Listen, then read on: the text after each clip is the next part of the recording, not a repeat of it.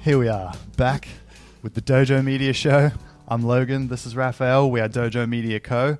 And we're joined by the creative director of Eric Blanc, Mr. Eric Blanc. Yes, Mr. Blanc. Mr. Blanc. How are you, good fancy. sir? Thank you so much for coming along. Thanks for having me. I love this outfit. Is this Thanks. something you made yourself? Yes, so I picked out all the fabrics, and then my team, they have all my patterns, so anything I need to get made, Yeah. I'll be like, I'll just pick it out and get them to send it through to me. Yeah. So I got this one made for a wedding. Oh, wow. All right. Yeah, so... You weren't getting married. No, it wasn't me. You're the guest. You're the guest. Yeah, I was the guest that outshined. Was it a loud wedding? Was everyone else dressed like this, or did you show everyone I up? think Pacific Islanders with weddings, like people love to show They up love to and dress show up, out. yeah. Like, Yeah. you know what I mean? Yeah. We've done a So- lot of like African weddings and stuff, and they love bright Oh, colors. yeah, but they love the colours. Yeah. Didn't- Someone didn't- thought I was Indian. Because of Really? what I was wearing. Because, like, there's like the satin and the colours. Yeah. I kind of get it. And I was yeah. like, I didn't see it, but yeah, it's like, I thought it thanks. could have like an Asian feel to it a bit. Yeah, no, it kind of does. Could be Japanese or something. Yeah. What is let's it go inspired there. by? I just love color. Anything that stands out, like Yeah. it's more so. I'll look at a fabric or the pattern on the fabric. I like the iridescent of like the green and the red on this. And Yeah. it's like Like every way you move, the light Yeah. hits it differently. Yeah. So I like my team were like, that's not gonna go, and I'm like, if I tell you to do it, just do it. But yeah, no, they loved it at the end of it. So yeah, Yeah. They have to trust you. You Yeah, know what yeah. you're doing. Yeah, no, but Yeah. thanks. I love this one too. yeah, it's awesome. But look, we were talking before. You've obviously got a bit of a Polynesian background. Yes. And I wanted to know how much of your fashion, if not all of it, is inspired by that background. So I guess with my fashion, my first collection that I did do, that was entirely inspired by my heritage being Samoan. Yep. So the fabric I used was tapa cloth, and tapa cloth is it's like tree bark, Okay. and you kind of like strip it off the tree, and then you soak it, and then the ladies sit there and beat it for like, I think like hours, just to get it flat, and then they dry it out, and then that's basically how they make it. Yeah. But that's why I wanted to use tapa cloth, because it's such a significant fabric in our culture.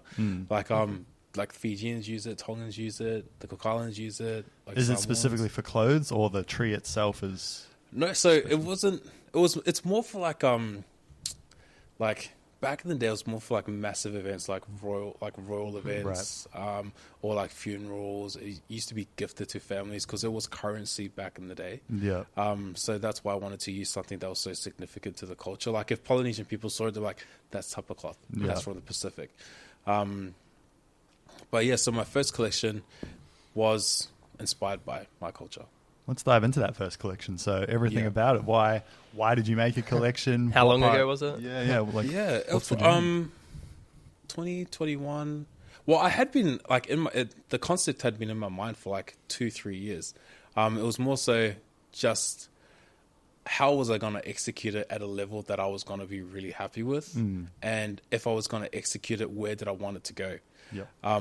So I was initially given an opportunity to style for a magazine in Hawaii, and I decided to tell them that no, I don't want to style anything. Actually, how about I do a collection and we'll feature that? And then that's kind of what pushed me to start creating the collection. Yeah. Were you a stylist before? Is that why they asked you to do this? Yeah. Or- okay. So I used to, I was styling before. Used to do a lot of like brand shoots and things like that. Music artists that I used to style as an assistant stylist. Yeah. So that's how I got into like fashion. But yeah, that's kind of what pushed me into trying to create something for myself, like make a name for myself for what my fashion is. Yeah. And why not put out something that means that is a representation of who I am as a person in my culture. So that's why I decided to do my first collection. How important do you think that is? Like how many people don't do that? How many people just sort of put something out there that they don't really have any connection to? I think every creative is different. Like with me, it's very much an emotion, passion driven project. Yeah. If I have to put my mind to something like that, I mean, a lot of people are like that when it comes to creative thinking, their concepts and what they want to put out there. I can't speak for a lot of people, but for me, I don't do things just because I want people to see me doing something. You know what I mean? I'm more like, I want to do something because I love to do it. You need that deeper meaning. Yeah, it has to, like, there's no point in me doing something and I'm just like, oh, what am I doing? Am I allowed to say? Okay. It's like, what am I doing? If I can't feel what I'm, like, if I'm not feeling it, there's no point of me putting any energy into it because it's just going to be crap at the end of the day. So do you take pride in your work? Yeah, absolutely. I take pride in my work. I think one thing I'm really proud of with that collection is how far that it got. Like, I never expected that it would, you know, be on the cover of 2 magazines, one in New York, one in Italy. I never knew that, you know, the photographer and the model that I work with, when we submitted the images, that it was going to be picked up by Vogue Italia, and then there was a model feature on Vogue Italia. Wow. So sick. Yeah. And then from that, is that like a dream come true, essentially? Like that's almost... That was the dream. Before any of this had happened, I sat down with Angela Clark. She was the model that I work with, and we were in Newstead just having a coffee, and I said, I want to be in Vogue. Tick. Yeah, like, didn't take too long. My life is sorted now. But yeah, so it's just having a concept, having a dream, and then actually seeing that come to fruition. It's like anything, like it's more than what you can ask for. Yeah, like it's more than the monetary value. It's more than like the fame that you kind of get from it or the recognition that you get from it. It's just a self like reflection thing that only you can feel. Something you wanted to do. The idea came from your head. It became a thing. Yeah, and just seeing it, like people appreciate it from all around the world. I had celebrities messaging me in America about making them pieces for it. A lot of celebrities have reached out about it, but because I'm such a small business, like I can't keep up with the demand. So it's like, I'm so sorry, I can't do that. But I'm like, I feel so bad because like I really want to do it for these people. Is the plan to grow it though? The plan is to grow it. Yeah, the plan is to definitely grow it. I've been trying. Do you fear that you lose a bit of you, the bigger it gets potentially? I think I'm very solid in my foundations and what I expect from people, and how people perceive me as a person. Anyone that comes on board has to align with it. Like I'm not just gonna every conversation that I have with someone, it's like, this is who I am as a person, this is what I want. I'm open to ideas, but I don't want to lose the origins of why I decided to start doing what I wanted to do. Do you eventually think you'll have a team in Milan and Paris? Oh, look, it would be amazing. Like, I'm never going to say it's not possible. But, you know, if for example, it did happen, I mean, it's a blessing for me. Like, I'd love that. That'd be amazing for me to do something like that. But I think it only, it's just growing, I guess. Like, even with the collection being acquired by the Übersee Museum, like, that's going to be, like, my collection's in a museum now. Yeah, and where's that, in Germany? In Germany, yeah. In Germany. That's cool. Have you visited it yourself? No, but I'm going to go for the opening. You have to go. They wanted me to go for the opening. So why is it in a museum? Is it a fashion museum or? It's in the Pacifica Exhibition in the Übersee Museum. So it's Pacific, but it's the tapa cloth. Yep. It's more the tapa cloth that I used. Why they wanted to feature that in their exhibition. Yep. And obviously just with the recognition it got, it would have helped anyway with like, what's this? Why is this a dress? That's great. Like, you know what I mean? You're doing something that's not really out there much. Yeah. Bringing something new. Yeah. And people said that a lot. What I did was very different. Like, I say to people, I wasn't the first one to do it. Yeah. I just did it my way. Yeah. And that was different to how anyone else has done it before. Obviously that was very authentic. Yeah. People connected to it. Yeah. Yeah. What age did you like know that you were into fashion? I think at a very young age. My mum was my inspiration for like fashion because I've always kind of like seen the way like she dressed. And I was like, oh, she dresses so nice. But she used to dress. So I've been wearing suits since I was a kid. Like my mum would put me in suits when I was a kid, because we used to go to church all the time. So I was gonna say, is it church related? You got the necklace there. Oh yeah. Where else would you go to suit as a kid? Church, right? Yeah, church. Yeah. You weren't going to school.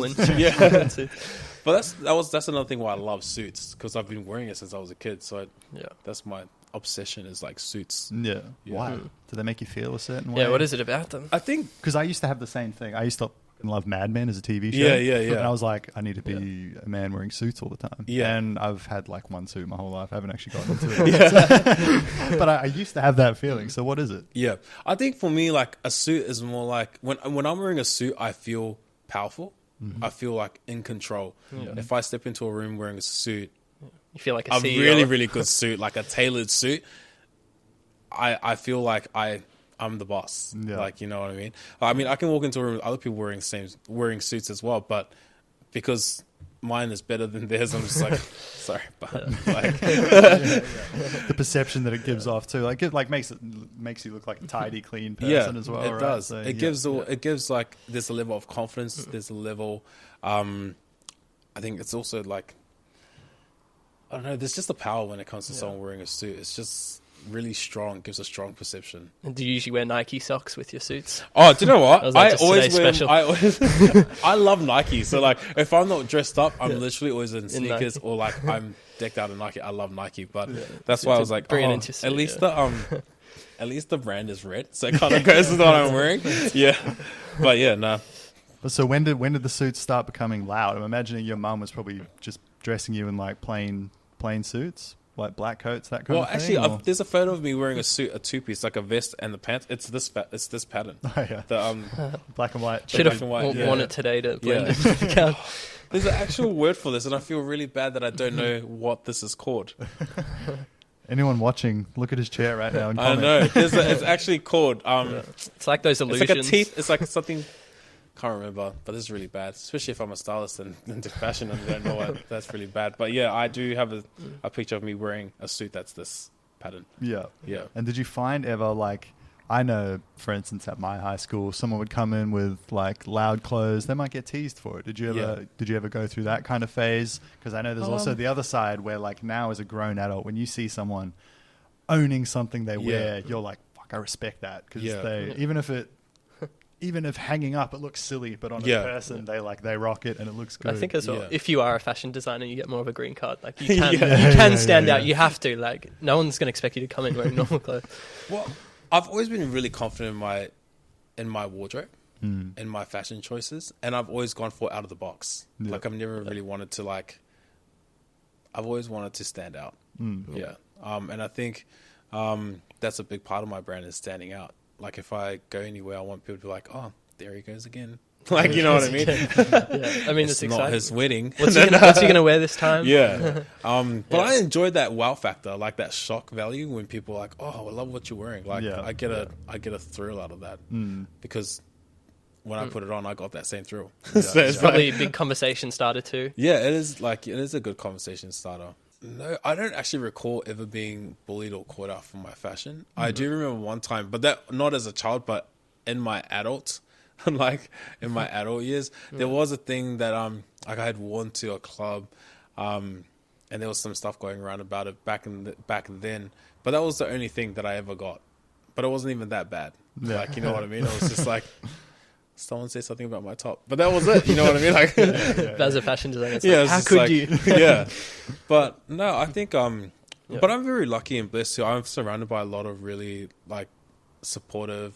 My family's really supportive. Yeah. I have a lot of strong people around me that like have my back. Yeah. So I've never really felt, I guess, alone when it came to that. My family would just be like, "Oh my God, what are you wearing? Don't wear that." And I'm just like, "Shut up!" It's like I'm wearing it. But yeah, no, never been bullied for what I wear. Nice. My fashion, yeah. We met you through CJ, another guest that's in fashion that we had on the podcast. Yes. And his big theme is mental health. Yeah. Is that yours, or do you have other themes, spaces that you work in? I think I love CJ's work because of that, because it's around men's mental health, and I love that. But I also love his fashion as well. We have been chatting like over the last probably couple months about possibly doing something together. It's still just chatting about it, like seeing how we go with that. But I would love to do something with CJ. But I guess I don't have a theme. My theme is just Each collection's different. I'm yeah, guessing. each collection is different. Like I have a line of suits that I got made, all samples. There was like 15 suits that I just have sitting at home, like just runway ready. You could just put it onto a runway and just have a fashion show. Yeah. But I'm just looking at it like, I want to change a little bit, like. Right. But there's no theme for me. It's like actually, if I think about it, a lot of it goes back to my culture. So that collection, the men's collection, was Skins of the Pacific. It was all like bronze and golds and tans and black and just like the different colors of our skin. So that, yes, I guess you're right. Cool. Yeah. So where does a collection start for you? Is it like you see a certain color and you want to dive into that? You see a pattern, a design? Yes. It's really random. Like I'm so random when it comes. A previous guest we had said it was a story. Like he'd figure out the story he wanted to tell, and it would start from there. He wasn't thinking about anything other than the story. See, the story comes as I go.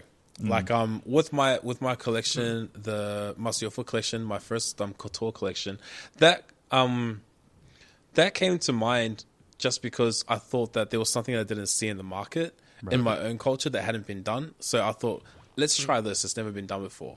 And then as it progressed, that's when I started to feel something from it. Yeah. Something that was regal, powerful. And then I started naming the pieces like the politician, the princess warrior. Like I started feeling a story from each individual piece. And then Masiofo in Samoan means queen. So that's why I named the collection Masiofo, because it had that feeling. Yeah. But that feeling didn't come until I finished filming the ad campaign. Right. Jumped into bed, looked up, and I was like, what am I going to call this? I don't even, what is it? And then I just thought of, thinking about the feeling that it gave me of power, poise, sounds strength. Like you're really interested in the royal family, royal class. I think growing up as a kid, I was always fascinated by the royal family, just how they live. Something so different to everyone else. Different to something unattainable to somebody like me. You know what I mean? That'll never happen, but it's so interesting. I want to know something about it. And I guess just how royal people operate in their day-to-day lives and that status that they hold, that's what I felt from the collection. Maybe one day you'll design for the royal family. Yeah. It's like, I don't know. Or maybe a royal blue. You know what I mean? But that'll be awesome. Like a suit for Prince Charles. Oh, sorry, King Charles. How about models though? Do you try and choose Samoan models? Have you worked with a lot of Samoan models? Yep. So my first, my ad campaign that I did for my first collection, the whole cast was Pacific, from the models to. It had to be, right? Yeah. But it was. I was the first one to ever do that too, a full Polynesian cast. One of my friends, Va, who owned the space, she was Pacific. So the venue was Pacific, the catering was Pacific, the hairstylist, the makeup artist, the film crew, all the models, everyone was Pacific. The camera crew? And the camera crew, everyone. Which is something I'm really proud of. I can't say, I don't know anyone else that's Pacific that has done that. Are there any other Pacific Islanders in the fashion space? Oh, there's so many. There's so many, I guess there is a lot of them. Afar Alu, he's in Utah. He was one of my inspirations. He was on Project Runway. Yep. He was one of my inspirations. But there's so many inspirations for me. I just can't think of them right now. But the question was, are there any? And there are, so yeah. Yeah. So what about around Australia / Brisbane, Queensland, though? Have you met many contemporaries? Or? Not really. No, I haven't. But there are, Brisbane is very small. In comparison, there's the Pacific designers in Sydney and Melbourne. Yeah. But it's not huge here in Brisbane yet. Right. Yeah, in that space. Are you trying to cultivate it here, or do you think you might move to a bigger city at some point? I reckon Brisbane's the hotspot right now. I think with the music industry, the film industry, there's so much happening, the creative, the art space, I think there's so much happening here. I don't think I need to move anywhere so that I can grow my brand or grow my fashion or grow my art. I feel like it's very much... You've already got things in German museums. You've done that from Brisbane as it is, right? So. And that's what I mean. It's you don't have to move anywhere to try and make something happen for you. It just depends on the person and what they want, though. I think fashion is very much a you thing, and it's not about where you are. It's about who you are as a person, what your inspirations are, and your own work ethic. If you don't love it enough, then what are you going to get out of it? And with social media, it can just be spread everywhere a lot quicker. Social media. has helped a lot. But I mean, I filmed the ad campaign. Not many people film an ad campaign. Like, that's next level. Yeah, everyone was like, "Do you have an ad campaign?" So did you have a strong vision yourself for that ad campaign? Yeah, I had came up with a whole concept. Yeah, it was. I loved it. And then if people don't do this, why did you decide you needed to? You just knew it was going to see more eyes that way, or? Yeah, well, visually for me, it's like I want to see movement. Like images are cool, but like if you see it moving, it's a lot different. Like it's more. I don't know. I would rather see something move than just a photo. Awesome. Yeah. Does that make sense? Yeah. No, like especially for saying awesome because that's what we do. Like, So I'm like, everyone listen. Yeah, because like it's a collection, right? It's a fashion collection. So if it's not gonna be on the runway, make it move. Film it. Sure. Get models moving around in the pieces. So that was my whole concept. Because after I filmed the ad campaign, I had people ask me, "Can you bring yours over to America? Can you headline our fashion show? Can you feature in our fashion show?" So you weren't doing any runways? I didn't do one runway. Okay. Yeah. Is that common? No, it's not common. I chose not to do it. Okay. Oh, why is that? Well, because the type of cloth for me, if I'm traveling a lot for it, the fabric gets torn very easily. Okay. And you couldn't just do like one big grand show in Brisbane where you don't have to take the cloth anywhere, or? Well, I could have done a Brisbane one, but I also said no to that. I just didn't want to do a show. I didn't want to do a show that wasn't around me. Okay. Yeah. I didn't want to do something that was, he's just here. Like that kind of thing. I wanted to do something that I felt was right for what I was doing. Yeah. Yeah. And I think Brisbane is great, but Brisbane fashion is not that great. At least you're honest about it. I mean, I see so many fashion shows. I see I've seen so many. I've been to some, and like compared to like Sydney, it's not and world Melbourne, class. It's not world class. Like what people wear. There's people fashion. trying and like underground stuff. Yeah, a lot of activewear and things like that too. So like not. Yeah. I don't know what you would call what you do like high class or what is it? I don't know. Are there tiers to it? Is activewear considered like an entry level thing? And then not to shit on people that make activewear, but like are there? Oh no, because like activewear is definitely not up there when it comes to like high end fashion or like the runways, but there is definitely a space for activewear. But if you're doing activewear, then we all know that's activewear. Yeah. It's like. But I'm asking, like, what kind of is it high? Is that what you call it? The kind of thing you do compared to? Well, my first collection was couture. Okay, that was a couture collection that I collaborated with Sophia Morena Marcos on because she's a couture designer here in Brisbane. Right. She was a massive part of that collection as well. So that was couture. But like this for me, this is kind of like my everyday Well, I wouldn't say everyday fashion, but this is kind of like, it suits. Like, would you wear something like that just to Woolies? Yeah, I would actually. I wore it last week Thursday when I didn't make it. I was like, I'm going to wear it somewhere. I'll put it on. But yeah, I mean, it was only because I had it on. That's why I was on the bus. Yeah, but I wouldn't do it like on the bus or anything like that. But it's definitely like, it's more of the high end side. It's more tailored. It's not like, it's not fast fashion. That's not what it is. It's very much more expensive materials and stuff. Yeah. I don't know if you did dive into it, but how long is the process of using tapa cloth? So the bark comes off the trees. How long does it take to weave it all together and to actually fit it into garments? It's probably like, I know, it takes hours and a couple of days. Yeah. It's a real commitment. Yeah. And if I got that wrong, I'm so sorry. Sorry, Polynesian people. You don't actually ask them; you just get it. I grew up knowing what it was. I didn't really understand the process. I knew what it was used for, the significance and stuff like that. But it was only when I started the collection where I really delved into the background of it, how it's made, and things like that. So I learned a lot from my collection as well. Yeah. So you're a couple of weeks in, being like, "Fuck, what have I got myself?" Yeah, I was like, "Fuck." Way harder than I thought. If someone asked me this question, I need to have an answer for this. But I mean, do you now feel like you kind of have that standard of you have to do something that is going to put a bit of blood, sweat, and tears into it, I suppose, or like now? I suppose from a personal fulfillment level, you couldn't go down and do like fast fashion now, right? Yeah. Even I'm sure your heart isn't in that space. But yeah. I wouldn't want to do it, but I've always wanted to have a fast fashion brand. Okay. But that is more so like I still want to do the high end stuff, but then fast fashion is fast money as well. Yeah. You know what I mean? Yeah. I think from a business perspective, my passion is in the couture end. It's more in the high end, but financially, it's a lot more expensive to do stuff like that. You know what I mean? So I think finding the medium, like if I was something like Johnny Bigg, like, you know, like they're great. That's why I wear a lot of their suits, because I actually love their suits, and it helps that, you know, I'm on for them too. So it's like, it's really, really good. So I can definitely vouch for them. So they give you a nice discount? Yeah, it's great. But that's the kind of fast fashion that I want to do. It's still great quality. And it still looks good. And you still have that tailored look when it comes to it.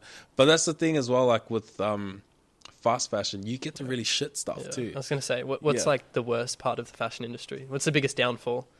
I think it's Is it that? Yeah, I think it's just when people try to create brands and want to make quick money from it, but the quality is shit. And they do a lot of unethical things to get there. there. A lot of unethical things to get there, yeah. So I like to research, like, okay, who my manufacturers are. I want to know everything about them. Like, you know, are they ethical? Are they green? Are they like, that matters to me. I think it's mattering more to the general public these days as well. Yeah. Like my girlfriend's super into fashion, and she's obviously a bit more into it than other people, but she's always like, she's a teacher, so she'll tell the kids like watch stores not to go to, which ones are unethical, kind of thing. She's always like looking on the internet, because apparently there's like a website you can check where it sort of grades how ethical people are. So I think it's becoming a bit more. People think about it more and more, even people that aren't inside the fashion world. So that's good. I think it's so important, because as a brand, imagine if someone asks you, like, who makes your clothes? And you're like, there's someone, somewhere. Kids getting paid 5 cents an hour, no air conditioning. So, but I mean, one of my manufacturers is in Indonesia. So, like, I used to travel to Bali a lot, just to go and visit him and his family and say hi. Like, his workers, like, I know them personally. I'll just sit there. But, you know, people in India, they're so nice. They're so caring, and they like really look after people that are not from there. That's great. Well, I guess I don't know, other people have really bad situations, but they're probably cunts. Like, you know, I'm a nice person. You're but just likable. Like, I know who I work with, and I think having that personal connection with people that you work with is important. Especially when you're trying to build a brand. And I was just gonna say, like, how much modeling do you do? Every day is a runway for me. Like, as just you up get the out of street bed, here, walking here, I was like, no one was there, but I was like, do you ever catwalk in your house? But every house that I look at, I'm like, is the hallway long enough for like a catwalk? But no, I wish I did have a runway at home. But that's just. What was the question? I was just asking, like, how much modeling do you do as well? Does that help you become a better designer, or is that like a 50-50? So I do a lot of modeling of my own, like my own clothes, like my suits. Obviously, I do a little bit of modeling for Johnny Bigg as well. But I think I was never confident in front of a camera until I started doing modeling first. Interesting. Yeah. Like, I'm good at talking, but man, put a camera in front of me. Back in the day, I'm like, like, I thought you feel like I don't want to do this. Suits. What's that? I thought you feel really confident in your suits. Well, back then I didn't have the money that I have to spend on suits, so like it's a little bit different. There's some holes in them. Oh man, I remember the first suits that I ever used to buy were the ones from like Target and Kmart. Yeah, I was gonna say. My first one was like a Hallenstein's brothers suit. Was it? Oh, Hallenstein's, yes. Yeah, they do some pretty good suits too. I think it was like the school ball discount, so it was like $200. You got to start somewhere though. It was so terribly fitting. It was so long. And, oh god. But do you know what? I think that's one of my advice for all guys. It doesn't matter where you buy your suit. If you just get it tailored really well, it'll look fine. Exactly. Like, it doesn't matter if it's a cheap suit. It doesn't matter if it's an expensive suit. If it fits good, it looks good. If I want to get into suits, where do I start? Well, it doesn't have to be expensive. You can get it from YD, like Hallenstein's. No, you know the good way to go is just rent a tux first, so then you kind of get the idea of like your sizes, what feels good. Yeah, that's how I learned anyway. Yeah, or you go into a shop and just try it on the jacket. Just try it on there. Yeah, try on the jacket, the pants, and nothing's ever going to fit perfectly. Like when you go, if a man is going to look for a suit, it's never going to fit perfectly unless you're the person that designed it. Or you, like, obviously the sizing it's different in every store, so it's never going to be the same.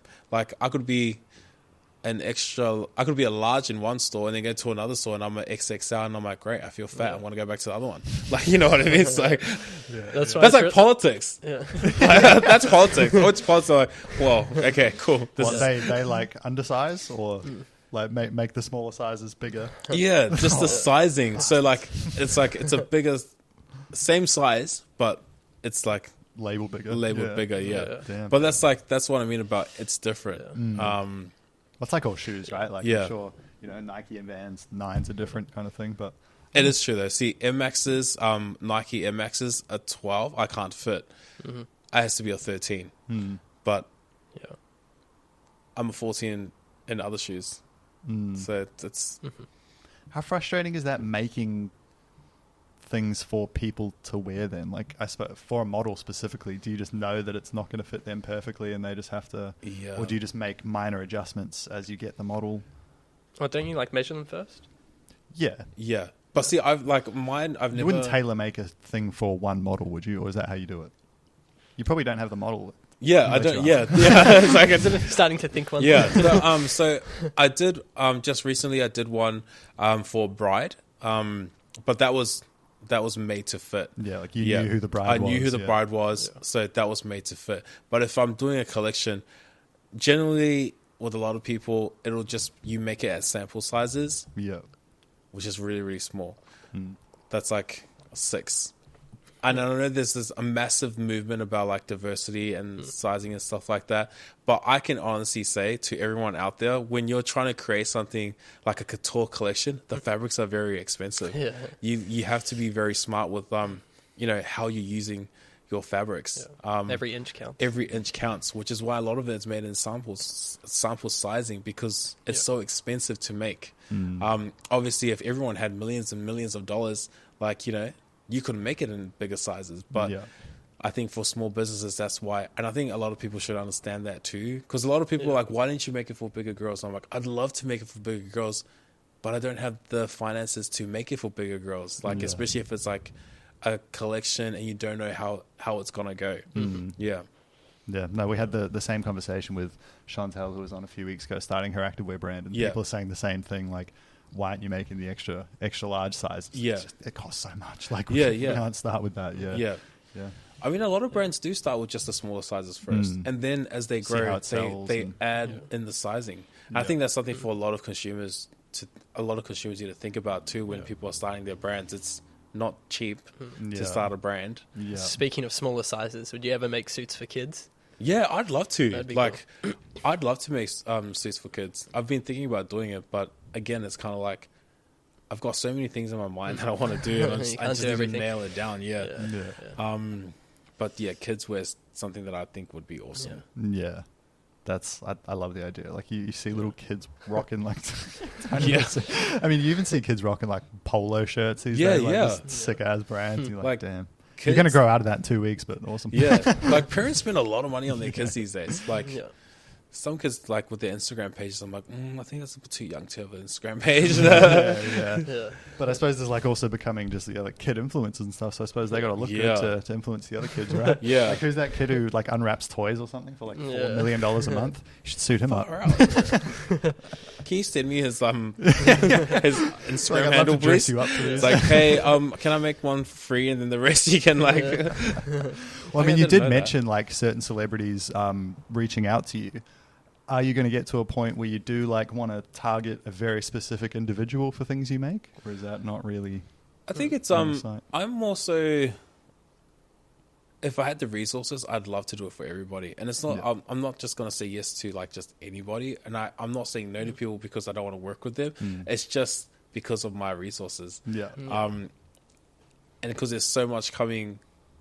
And there's not enough of me to go around. It's kind of I don't. You need to clone yourself. Yeah, and I don't want to do a shit job. Like you know what I mean. The last thing I want to do is do something for someone and it's crap. Yeah. And then they go out and they're like, "Yeah, it was so shit. Like I fucking hated it." Yeah. Like that's the worst case scenario for anyone that's design. Is it an industry where you have a second chance? Like if you stuff it up, will everyone talk about it? I think nowadays it's a lot harder to come back from that kind of criticism, especially because of social media. Like as soon as people don't want to forgive you. Yeah, and if you're designing for a celebrity and they say it, you'll pretty much go look for another job. Yeah. Like it's like you make something for Beyonce and Beyonce talks shit about it. Yeah, it's like your career's in the gutter. Like, you start digging like your grave. But yeah, no, I think yeah, it's just that's a tough one. Imagine doing something for Sam Smith. He wears some pretty wild outfits these days. Who inspires you I'm now? not a fan of Sam Smith. You are a fan? I love his music, hate his fashion. Like the last thing he did with Vivienne Westwood. Pretty I love Vivienne Westwood. Oh, is that the like puffy thing? Yeah. It's the Harry Potter thing. I was like, wrong person. Like, looked hideous on it. Yeah. I was going to say that. I hope there's no Sorry, Sam Smith Sam. fans out there. Yeah. Love your music. Stick with the music. Yeah, and wear Eric's garments. Hit me up, Sam Smith. I'll make something that fits you. Yeah, so we've talked a little bit about the modeling and Yeah. the designing, and you've also got your TikTok, another thing where you make funny Yeah. videos. How'd you get into that?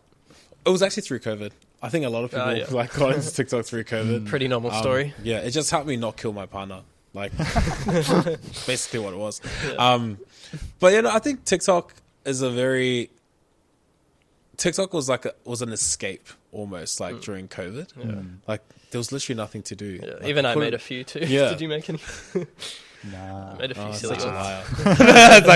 No, I'm genuinely trying to I've think, but archived nah, it all. I was doing other things. I Yeah. was like going I was back to more what I was productive. doing as a kid. Like Yeah. I was like writing a lot. Like I was doing that sort of thing. Yeah. Oh, nice. I went inward. Yeah, you're the one lot of person people who went didn't make out. TikTok. Yeah. You know how people started That's like so making true. bread and Yeah. stuff? I went in. Yeah. So I started Yeah. like working on myself, doing all Yeah. that shit. That's good though. Yeah. Yeah. Actually, I have think it not was an spoken important to year anyone for that myself. Went in. I think a lot of people that I know went like, I started reading more than ever, started writing more than ever, got super like into exercise again, like just really got a regimen down. Like made sure that when I was on the other side Yeah. of it, I was a better person. I basically. was like opposite. I went out more. I started eating more. I got fat, and I just stopped working out. Like total opposite. Yeah, I think there were a lot of people like that. Yeah, it's like, and then I was Some like, people got that holy. government check and were like, let's go. Yeah. Oh man, COVID was not a great time. Wasn't? Yeah. Well, not like weight wise, it wasn't for me, but like it was. I actually enjoyed COVID. Yeah. I remember one It's time like we had a when you Easter- had to start going out again, you're like, oh shit, I'm not ready. Yeah, but I think COVID was an easy time for me personally, only because my family all lived in the same suburb, Right. and there's like 50 of us. Yeah. So it's like you had everyone. everyone was there. I remember one time we had an Easter party and the cops came and we all hid. And I was like, no, I live here. And my partner's white and looked at my partner. I was like, that's my partner. He lives here too. Like, that was so funny. As soon as the cops came, we were like, He doesn't live here. everyone hid. Yeah. But we actually got the cops got called because we were doing a TikTok on the street. All right. Did they come So- to join? Yeah, no, They're they like, go "Oh, we show need us to the get TikTok. So we did the TikTok when they were on the street, and they're like, "Get inside now." And we're like, "Okay, thanks." So have you got sort of like a following on TikTok? Is it just like a fun thing you do, or it's actually you're expected is- to make a certain kind of content now? I think we're mixed. Like we do a bit of cooking. We swear a lot at each other. Like we roast each other a lot. Yeah. I think we got about like 39,000 followers on TikTok. Nice. That's not bad. And that's just from calling each other cunts and calling each other out kind of thing. But that's me. I'm like a very shady person. Yeah. Yeah. I love talking shit about my partner. I think it's the best thing ever. Yeah. I've Yeah. always said the more I love someone, the more I talk shit about them. Yeah, the more I hate you, the more I love you. Yeah, yeah. It's like- If I'm super kind and like don't make any like jabs at you, Yeah. we're probably not going to get along. Yeah. But it's a lot of people are like, do you guys even love each other because of the way we speak to each other? And I'm like, That's your love language. yeah, that's my love language. If I call you a cunt, that means I love you. Yeah. Or if I say shut Isn't up, that the and stuff- Aussie word for cunt? Yeah, Pretty much. pretty The much. Aussie word for love. Or little bitch. It's 4 letters. Yeah. Same. So Yeah. Little bitch. I find it so funny when a man calls another man a bitch. yeah, it is like stop being a little bitch. Yeah. Because my partner's Aussie. He was like, why do you say that? I'm like, stop being a little bitch. It's like, be a man. With the like Samoan Kiwi accent. Bitch. Yeah, I know. I Yeah, heard that. that one's different. That's like, You little bitch. Yeah. How do people react to your Instagram being more polished and having like amazing photo shoots and stuff like that to seeing your Instagram, to seeing your TikTok and seeing like that other side of you? I think a lot of people that do know me, like, they know that I do have this professional side where I do like things to be quite polished and curated. Yeah. And then obviously TikTok is a bit more like relaxed, a bit more like free. Yeah. So when I saw that TikTok link, I thought it'd be like fashion videos behind the scenes and stuff, but no, it's just you guys like, having fun. What the fuck are they doing? Totally not what I was expecting. There's something happening in the world today where like people gravitate more towards the personality of a brand more so than the brand anyway. So I think they want to see that you're a fun person at home, having a good time with your partner, knowing that you're a real person with real emotions. I think they connect to that more, and then they're like, oh, I'm actually going to then buy from this person, like align with this person's brand. It's like a big phenomenon in LinkedIn. You look at like a person, someone who runs a company, and then their personal page, like their personal page is always going to do so much better. It's going to have so much more support. And it's like, I think that's pretty smart about what you're doing. You're kind of building your personal brand on the side as a silly fun thing, but having your actual brand on the side as well. Well, because I want to be relatable as well. Yeah. Like, I want people to know that I can joke around and let my guards down kind of thing. That you're not just some like uptight dickhead. Well, a lot of people used to think that. Really? Well, look, I acted like that, I think but that's I knew. A stereotype for like fashion. Yeah. Like if someone walks in with a super loud suit thinking they look all sharp, people go like, oh, who does this guy think he is? Or like But really snobby and stuff. Yeah. It's not until people actually talk to me, I'm just like, they're like, oh my God, you're so different to what I thought. We don't know each other that well yet, so just things I haven't called you a cunt yet. It's like, you're a cunt. But yeah, no, I think that's what I love about TikTok space. It's just everyone's a bit more chilled and relaxed. But yeah, I think it's important to have that balance. Like, I mean, if my Instagram looked like shit, no one would buy my shit. Yeah. Like, you know what I mean? Yeah. Like, but then it's cool to have, like you said, you clicked onto the TikTok link, you're like, oh, it's totally different. Yeah. I think that's a like a good thing. Yeah. And what kind of journey within yourself, or were you always like pretty happy to post videos about yourself? Did it take some convincing to like get your partner out on the internet as well, or you're both just happy to do that? We weren't actually. It was actually quite difficult trying to do it because I'm so used to being just like behind the scenes, but also just not being so. Like, I like to be put together. So letting go was hard. Right. Yeah, letting people see see that the loose version of you. Yeah. Like, letting people know that I can be a cunt, that was hard. I was like, I don't want them to know I'm actually... Man, that's even been something, like, sometimes I'll listen back to a thing on this podcast, I'm like, damn, did I actually say... Even if I agree with it, like, I'm just like, damn, did I actually say that? Like, people are going to think weird, but then, it's something you have to come to grips with, right? Like, if you're like this in real life, people are going to, in the street, are going to react a certain way, like, they might react the same way on the internet. So. Yeah. You can't try and be, like, too pleasing for everyone, you know? Because then you're not going to be yourself either. Yeah, and there's the thing with TikTok, it's like everyone's so scared to say stuff because everyone is, like... Everyone's so sensitive. The world is so sensitive these TikTok days. Loves it's hate so comments fucking too. annoying. I know. Like, really does. I got... You got a few. You've got so many. I was literally sitting on TikTok and I was wearing like one of those tops from Universal. It was like it was like a see-through, not see-through top, but like, a woven top for the fabric. But then it's also had a really low cut that came down to here. They thought I was naked, and like my page got cancelled. Really? Yeah, like they blocked TikTok me. cancels things so quickly. Yeah, but it's definitely like put up a little video last night. And it got taken off. Really? Yeah. What? It was like a fight at a wedding. I just wanted to see if it would go viral. Oh, that was chaos. Oh, really? I was leaving a wedding, and like just as I was packing up my equipment, like 20 people in both families started punching each other and like smashing things and stuff. Oh my gosh, were they islanders? No, they were Afghani. So. Oh, okay. It was chaos. But I'm sure I wasn't there, but I saw the video. I was like, well, I can see Raph behind his phone in the corner, just like filming. I had to film it. Yeah, but does that happen to Islander weddings? Oh yeah, it can happen. It can happen. Yeah, I haven't seen it. I haven't seen it, but I've seen it on like TikTok. Yeah. Like Google. Yeah, videos do get up. It got taken off in 2 hours. I'm like, there's worse stuff out there than this. No, someone just would have flagged it. Someone would have offended by it and flagged it. But do you guys find though that like with TikTok, like when I mentioned, everyone's a little bit more sensitive. Like people are. I don't know why people are so scared. People go on there just to talk shit. Like they'll just go onto a comment to talk shit, just to say you're fat or some shit. Like, Yeah. and- I've got that too. Yeah. Yeah. On TikTok, yeah. There's an element of on Facebook, like people just wanting to have war with each other. Yeah. Yeah, but TikTok's it's less anonymous on Facebook. Yeah. Because TikTok, you can say, my name's Joe Bird, Yeah. 1, 2, 3. You Yeah. can put a picture of fucking Rihanna and Yeah. people don't know who you are. But I think, what did you ask? Are they more... Like people are so sensitive these Yeah, days. yeah. I think so, man. But it's also, is that just the 1% of the 1%? Kind of like, have you heard that 99% of the tweets on Twitter are done by like 1% of the people or something? Yeah. So it's like, maybe it's just the sensitive people are being the loudest. Yeah, that's Because true. I don't really, if I get offended, I don't get offended. But if I'm scrolling through something, I never comment. Yeah. This offended me, Same. or I didn't like this, or Yeah. you're fat. Like, Yeah. I'll tag someone if I Yeah. like it, and I'll be You've like, never this been was like awesome. super pissed one day in such Yeah. a bad mood. You're like, I have to write something. Nah, dude, Yeah. that gets you nowhere. Yeah.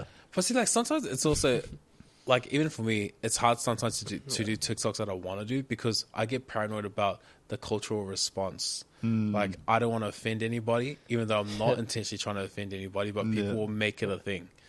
So People are very sensitive about cultures on TikTok. cultures, I've noticed because I worked for another company.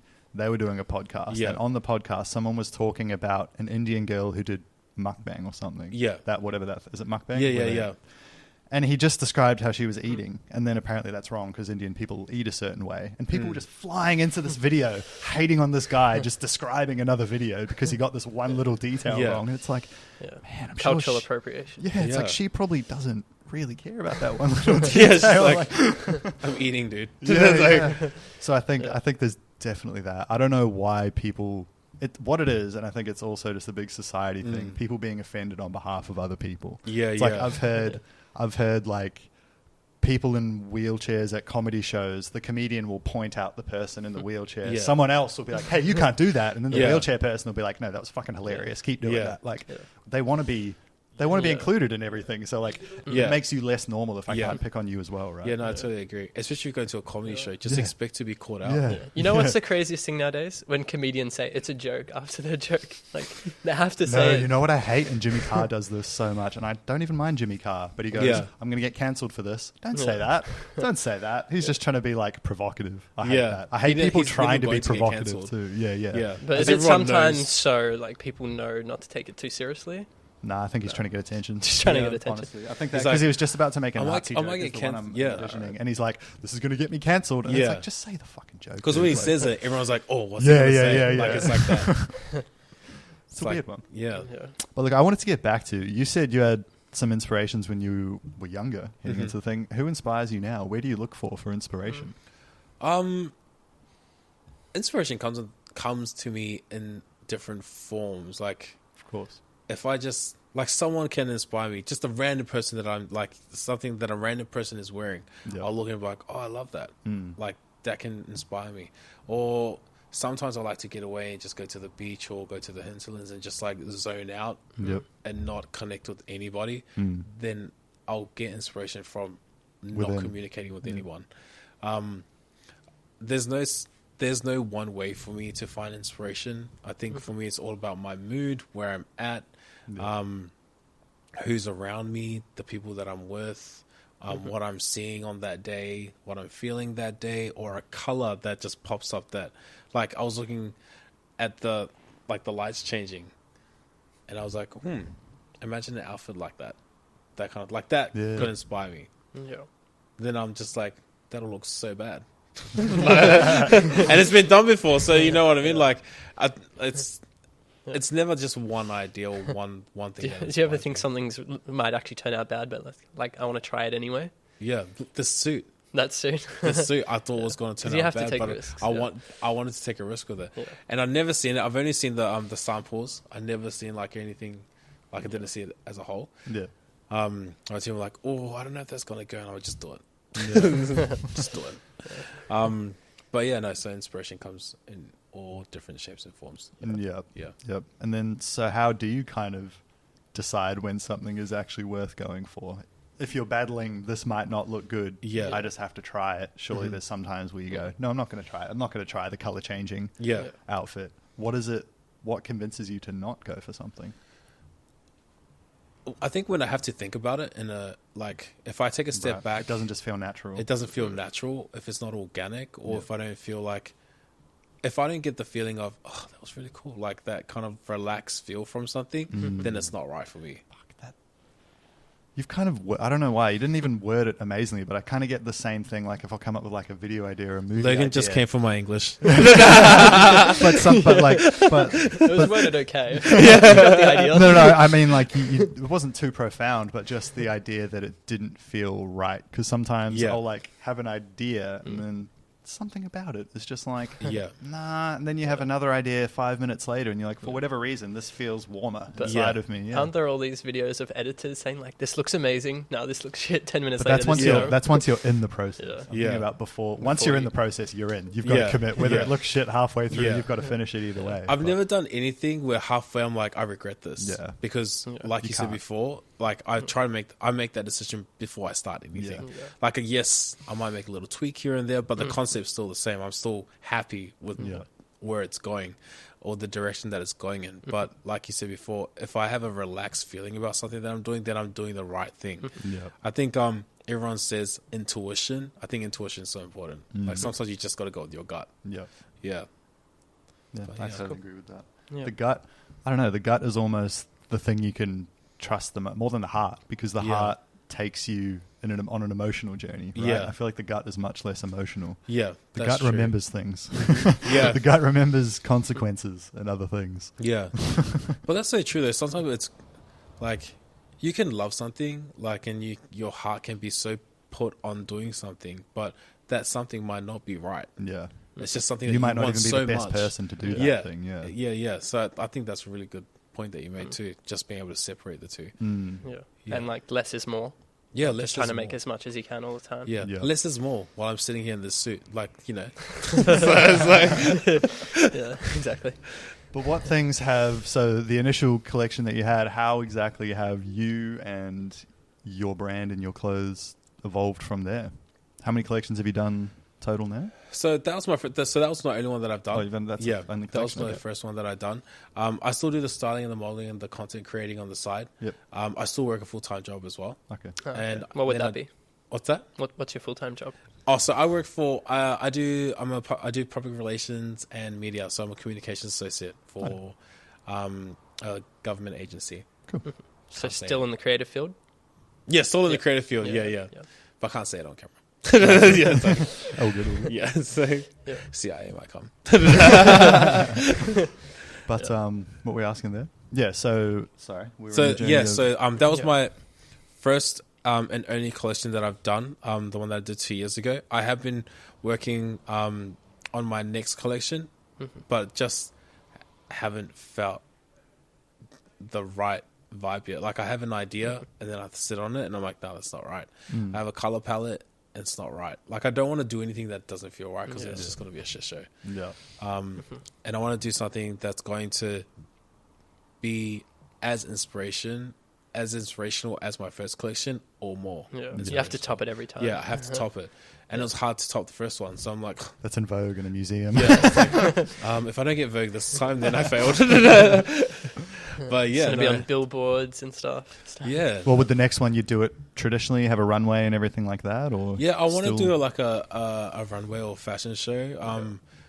I had a mob in the States contact me yesterday. If they wanted to fly me over to do a runway show there. I'd be their headliner, but I don't have a collection because I had sold the whole thing. But I told them I'll let them know when I have my next one. I think I think for me, it's all about planning. And that's kind of like what I did with my first one.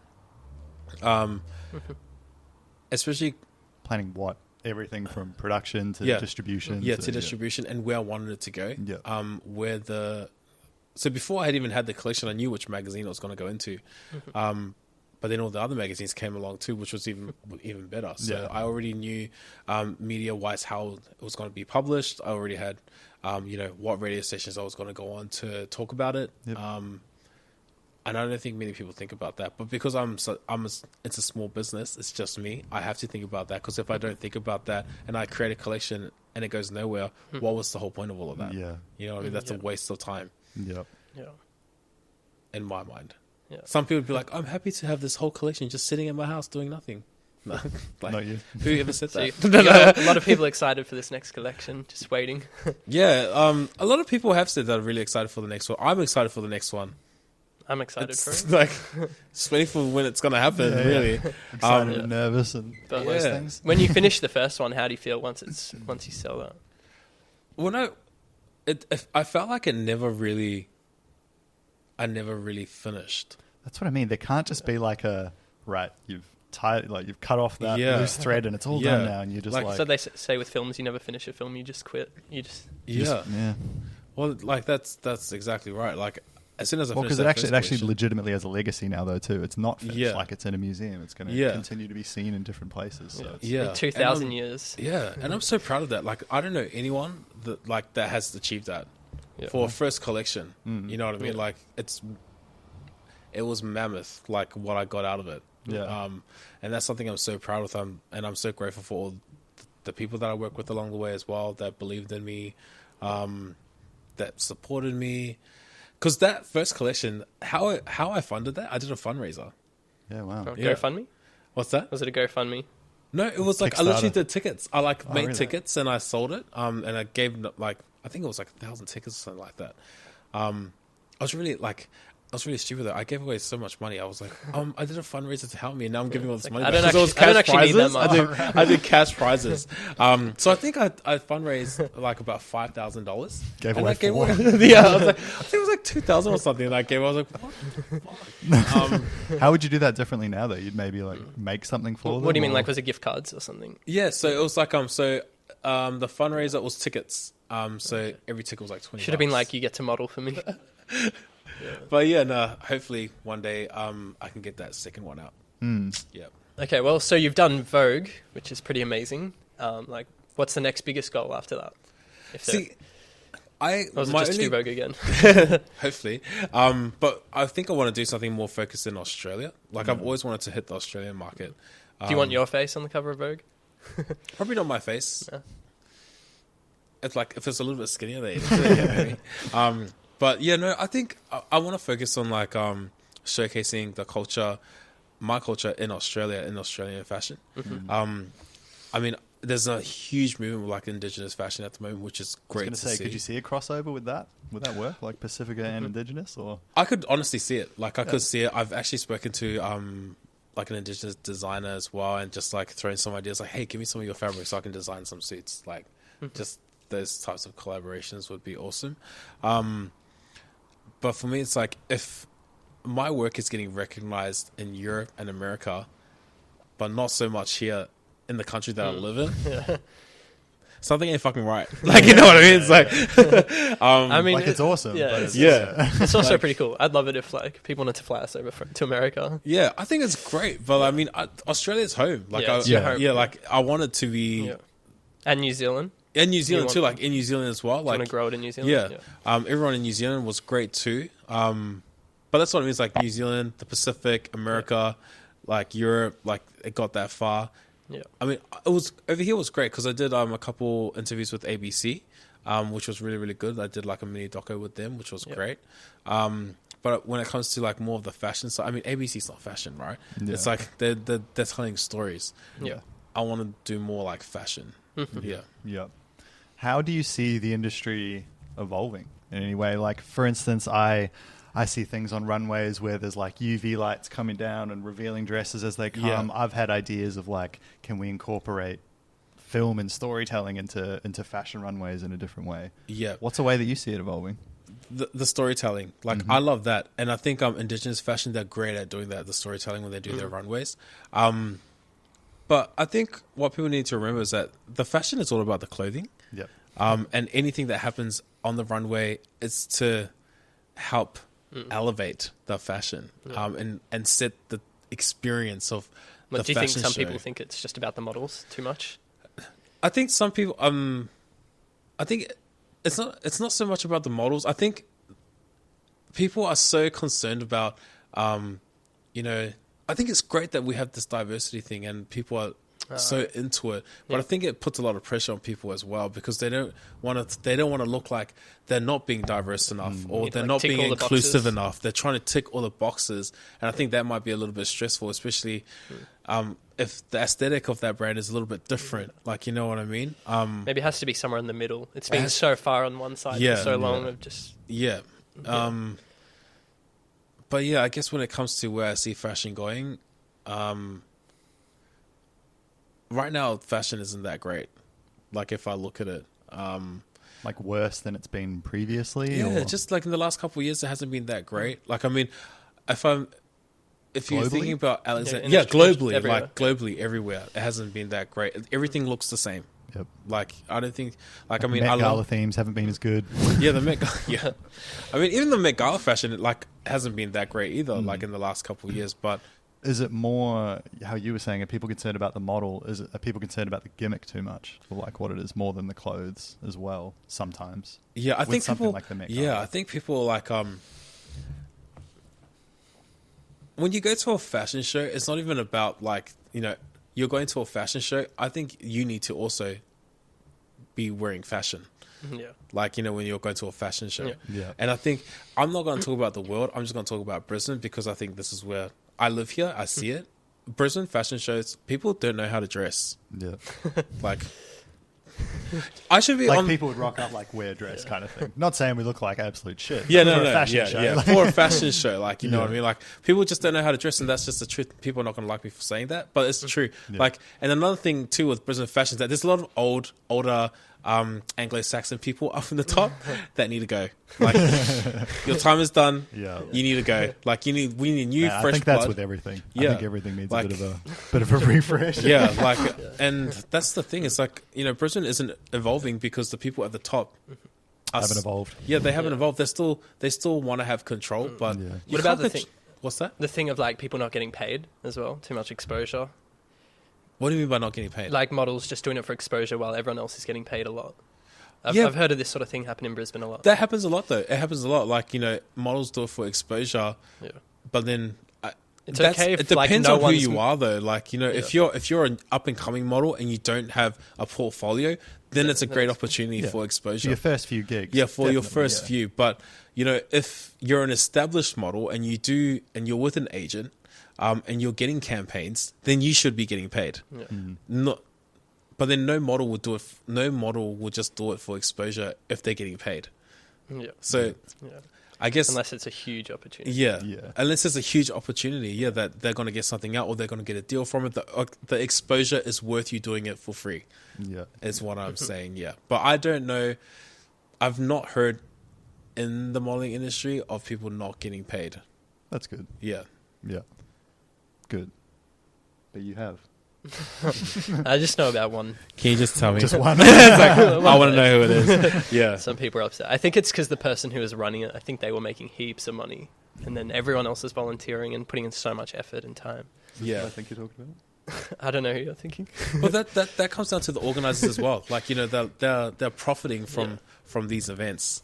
And they're being sly but smart at the same time with how they're running the business. You know what I mean? Like, just the tickets were so expensive to the show. If I can get beautiful models who are up and coming and they all want to do it for exposure, then they're saving a lot of money. Like a lot of money. But that would be like, I guess at the end of the day, you're the one saying yes to it. Yeah, you're the one. I mean, that's what I mean. It's like if it's a contractual agreement, then there's really nothing you can say about it. But I've not ever heard of anything unethical like that happens in the Brisbane fashion scene or in Australia fashion industry. I've never heard of anything unethical. I guess the only thing about that I don't like is that Brisbane is so like not there. We're so behind. We honestly are. We're so behind. And I know. In what sense though? What is behind? The people not showing up looking good?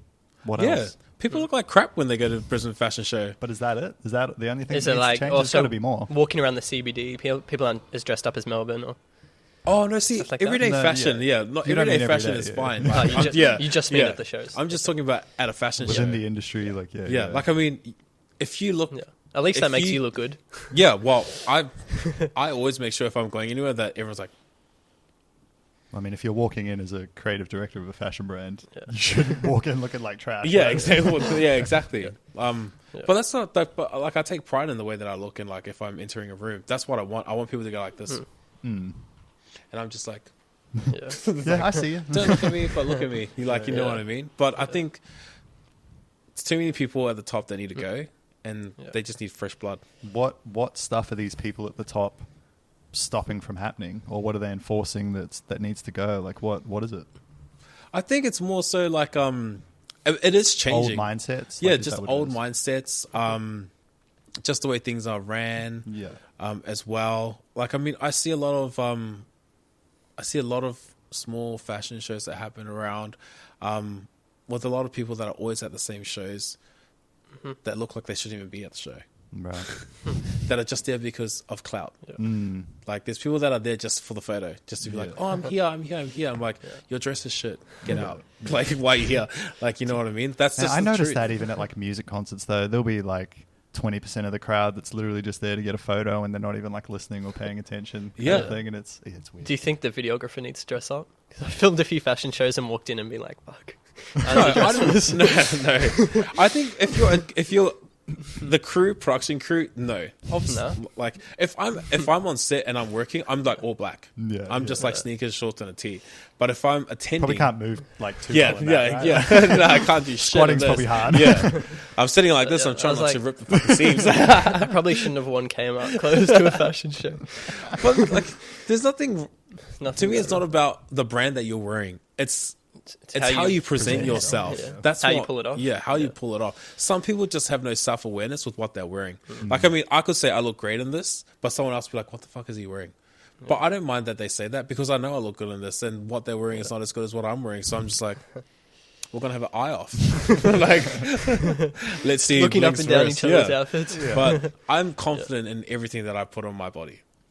And if I'm going somewhere like a fashion show, I'm going to a fashion show. I think the confidence is the main thing. I think even if you were to go through, make something that maybe you thought wasn't the best, if you put it on and you convince yourself that it is the best and you look amazing in it, people are going to think that too. Yeah. It's how you, the energy you put out while you're wearing these things is going to be what people receive. Yeah. And when I say the people that don't look like they should be at a fashion show, I mean, in the sense that it's great that these people are going to fashion shows, and everyone has a personal style. Sometimes Just like, make it better. just when you're going to a fashion show, just put a little bit more effort into it. And I think that's where these fashion shows start to lose its like appeal. It's you know what it's known for. Like, I can't think of the word. The gravitas, or like the grand, like the grandeur of it. yeah, the grandeur of it. Like, you know, when you think of fashion, you think of glamour. You think of like, you know, the lights, Red carpet outside, people getting paparazzi photos. Yeah. But I just feel like in Brisbane, it's kind of not like that. People just walk into a dark room and What about Gold Coast? Is that a different story? Yeah, Gold Coast. Any fashion show that happens at the Gold Coast, I'm like, that's not fashion. It's like, what is it? A bikini? More about muscles. Yeah, and how strong you are. Yeah. No, but I hope that for the Brisbane scene, I hope it does evolve. Like, give me your top 3 recommendations. What needs to happen to make Brisbane better? I think people need to put in a bit more effort when they go to a fashion show. I think that's where it starts because so the crowd's going. the crowds that are going. I mean, you might have the money to go. Like, a lot of these people, they pay hundreds of dollars to go to these fashion shows, and people just need to look. They don't know, or they don't care, or what is it? I don't know. Maybe it's just not a thing in Brisbane. Yeah, maybe it's just not a thing. But if you go Because to like Queensland's fucking hot, man. People Yeah, just wear exactly. like jandals and shirts all day. And that's another thing too. But they kind of like have they kind of schedule the fashion shows when it's not too hot. Right. Yeah. So Trying to convince people like you can't just wear your beach wear. yeah, it's like it's cold now. But Like, then put some something people on. say, I swear they say, like, I moved to Brisbane because you don't have to dress up. It's like casual and Yeah. you can just be yourself. Well, that's true though. Like, I love that Brisbane is so relaxed. That's what I love about it. And I think because it's so relaxed, people are a bit more relaxed when it comes to fashion, when it comes to attending these types of events. But it just needs to be a bit more like when in Rome. Yeah, that kind of thing. Suit up for the occasion. Yeah, disappointed in the effort that people put in to go to fashion Can you implement shows. a dress code? There is a dress code. It's called fashion. It's one word. We should do a podcast on the runway, and we interview people and what they're wearing, And you rate out of 10. and we rate out of 10. Bro, that would be hilarious. That would be great TikTok content. Yeah, that would be. It's like, what are you wearing? Don't know who they are. What are you wearing? Yeah, like, you know, I think if there was something like that on a runway, that would be something they should have. Like people that interview people that are walking in, what they're wearing. They do have that other places, or no? Oh, not so much. Like I don't really see it. I know they have it at like the Oscars. Like, who are you wearing tonight? Kind of thing. Is that what you're talking about? Like an interviewer kind of going. Actually, they do it in Sydney at the fashion shows in Sydney and Melbourne. Yeah. They should probably have one here, so that people are like, oh my god, if they talk to me, I'm gonna be like looking good. Like, You know- put the pressure on. You know why I couldn't do fashion? Is because I get clothes dirty really quickly. Like I was Dirty filming. can be a look though, right? I was filming an open fashion thing, just like this guy had like $800 pants or something, and it got a little bit of dirt on it. And he's like, "Fuck!" So upset. Far out. Yeah, so that's one thing. You have to be very careful looking after it. Yeah. Don't be a grub. Yeah. But do you know what? He's right though. If I went to a dinner wearing this, I'd be eating like this. Yeah. Like I'll be drinking on the side in case something spills Yeah, on, and maybe it looks I'm like just I a pissed kid. myself. Do they not like hand out food at these fashion shows just in case? There's no catering. See, I don't even like eating if I go to places where there's catering. If I'm wearing a really if I'm wearing something Especially like like a really oily yeah, meal. Or... I'm so scared that I'm going to get oil on what I'm wearing. And The waiters come out and you run the other way. Like. It's like, do you have a carrot? No. Damn. So what else then? You gave me one. You've harped on about that. There's got to be something else. Yeah. No, so it's just the people, really. Just the people. Just the people. Just the level. Brisbane, you suck. Yeah. Maybe we need to get people in from Europe to come and educate. Yeah, I think so. One, people need to make more of an effort when they're going to fashion shows because the red carpets here look like shit. I think it would be good to have like a podcast like you guys on there to put the pressure on people, like and create that vibe. Yeah. Like, okay, we're going to the fashion show. There's going to be cameras here. There's going to be cameras here. I mean, I think there are cameras, but not on the patrons. I feel like there'd be some tears with that. Maybe that's Well, I what mean, maybe they- that's what fashion needs. Some people take their fashion very seriously, you know. not in Brisbane. That's why we're having this I mean, conversation. like, it might not be need some good, tears. but maybe they think it's good, and maybe yeah, they. but I mean, there's so But then many. they need someone who's into fashion to tell them it's Yeah. not fucking good. Yeah. Like, But that's like, you know, that's something like a talk. Like, let's talk about the fashion of this. Like, you know what I mean? There's probably Like- people sitting watching this and being like, "Mine is really good, but everyone else's sucks." But the thing is that Australia has some amazing designers and amazing brands. Like, you know what I mean? There's Zimmerman. There's that's it. Age. No, I'm trying to think. There's Scallon Theodore. Like, there's so many. Like, Carlos Embody. Like, there's so many. Yeah. Like Camilla. Like, you know what I mean? There's so many good like Australian fashion houses, like brands that I don't feel like, you know, it's good enough for people just to rock up and just to flock. Yeah. Yeah. Do you think it tarnishes the whole Australian industry from the outside a little bit? It does. It does. You know, because What is Australia's reputation in the fashion industry? Do you know? Victor and Rolf. The what? Victor and Rolf, like they're a huge, like they're a huge designer, like Yeah. Australian designer that is worn all over the world. Like they do couture. Everyone, they're known for that. And I think it's just because Australia is just such a casual, relaxed, chilled place. That it's just the mentality. I think it's just trying to change that. I mean, I know Sydney and Melbourne fashion is huge, and Brisbane. I think that's where it needs to change a little bit more. Yeah. So educating people on it. Yeah. Just before you go, give me a call and I'll tell you. Yeah. Don't wear that. Flick your DM. Yeah. So I Fashion think I quick. saw you Quick wear that picture. in the last fashion show. So it's got to be different every time too. If you show up looking good, you got to wear something different. Oh, the look, next I time. like to, if I'm going to an event like that, I want to make sure I'm wearing something different every time I go. Yeah. Yeah. But that's, I feel like You can only wear an everyone's like outfit that. once, isn't that a thing? Yeah. Especially at a fashion show, you can't wear the same thing twice. Yeah. Yeah. Or if there's like 3 fashion shows in like for fashion week and you wear the same thing, like who would do that? Yeah. Fair. Yeah. Criminal would. Yeah. Yeah. Yeah. Nice. So- Any more thoughts? I think that's pretty good. I It's think. been going for 90 minutes nearly. 90. Yeah. Sorry, 70. 80. So 80. approaching 80, 90. We'll get there. Oh, wow. But this is kind of where we sort of start to wrap it up. wrap it up. Any kind of parting thoughts or things you want to discuss? Any advice for the world, for Brisbane? I don't have any advice for the world. Do better. No. But I guess from my perspective, within the Brisbane fashion industry, I think they need to be a bit more inclusive with a lot of the things that they do, really. Yeah. It's like, I don't know. It's hard for me to say because it's a personal opinion, you know what I mean? Yeah. So I reckon they just got to do a little bit better. Yep. Make the events feel more grand. Make the events feel like people need to make an effort to be more there. international. Yeah. More international. Like if more recognition on an international stage. That's how we need to kind of like look at putting the Brisbane fashion scene. Do you reckon it'll get there in the next 5 years? I think it will. 10 years? Yeah, I Can think we put you will. in charge of this?